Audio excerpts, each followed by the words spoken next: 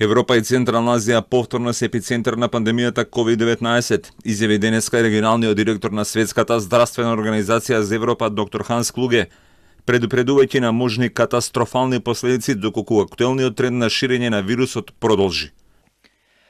Hospitalization admission rates due to COVID-19 more than doubled in 1 week, based on WHO Europe's latest data.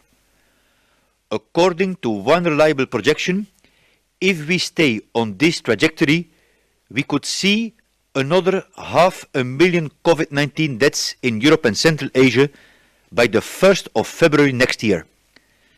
And 43 countries in our region will face high to extreme stress on hospital beds at some point through the same period. Во Европа и Централна Азија се регистрирани речиси 59% од активните случаи во целиот свет, како и 48% од смртните случаи, додава Клуге. Според него, зголемувањето од 55% на новите случаи заразени со COVID-19 во минатите 4 недели во Европа се должи пред се на ниската стапка на вакцинација, особено во Источна Европа, и заради малиот број превентивни мерки. Countries of Europe and Central Asia are, however, at various stages of vaccination rollout. On average, only 47% of people have completed a full vaccination series.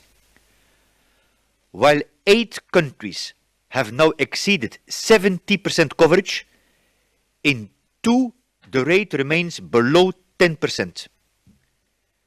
Where vaccine uptake is low, in many countries in the Baltics, Central and Eastern Europe and the Balkans, hospital admission rates are high. Доаѓањето на зимата, што подразбира собирање на луѓето во затворени простори, слабата употреба на маските и делта варијантата исто така придонесуваат за растот на пандемијата.